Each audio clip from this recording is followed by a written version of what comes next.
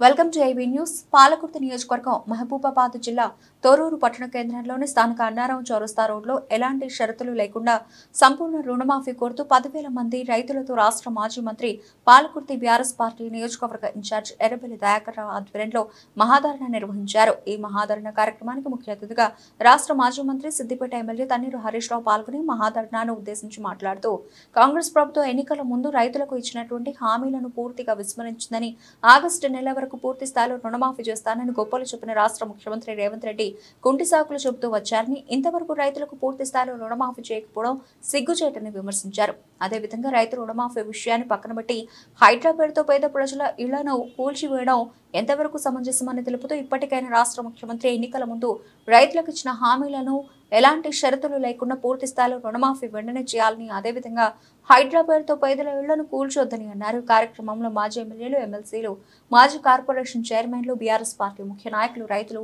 భారీ ఎత్తున పాల్గొన్నారు.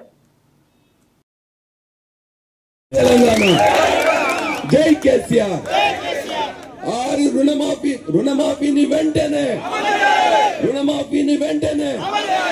2 లక్షల రుణమాఫీని వెంటనే అందరితో పట్టుకుంటారు. ఏదో పొరపాటు చేసుకున్నా అనే పరిస్థితి వచ్చింది.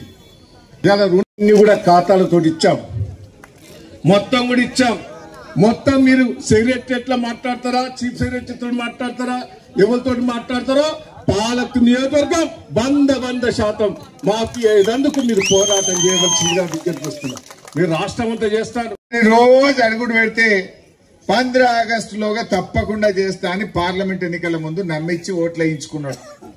15 ఆగస్టుకు అటున్న సూర్యుడు ఇటు మొలిసిన, ఇటున్న సూర్యుడు అటు పొడిసిన రుణమాఫీ ఆగది అన్నాడు.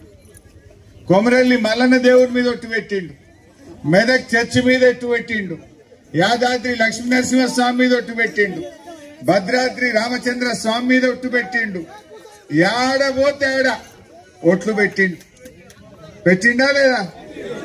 సమ్మక్క సారాలక్క మీద కూడా ఒట్టు పెట్టిండా లేదా? అన్నిటి మీద ఒట్టు పెట్టిండు. 15 ఆగస్టులోగా రుణమాఫీ చేస్తా అని చెప్పి పెద్ద మొనగాని లెక్క మాట్లాడిండు. ఏమెళ్ళిండు? మొనగాడు కాదు, వీడు మోసగాడు అని తెలిపిండు. అవునా కాదా? ఇప్పుడు 15 ఆగస్టులోగా రుణం మాఫీ చేస్తా అని చేయకపోతే ఏమంటారే? మోసం అంటారా? రైతు భరోసా నేను 10,000 కాదు 15,000 ఇస్తాను ఇవ్వకపోతే ఏమంటారే? 2,000 పింఛన్ బదులు 4,000 ఇస్తాను ఇవ్వకపోతే ఏమంటారే? అంటారా? అక్క చెల్లెలకు 2,500 ఇస్తాను మోసం ఇవ్వకపోతే ఏమంటారు? మరి గందుకే అన్న పెద్ద మునగాని లెక్క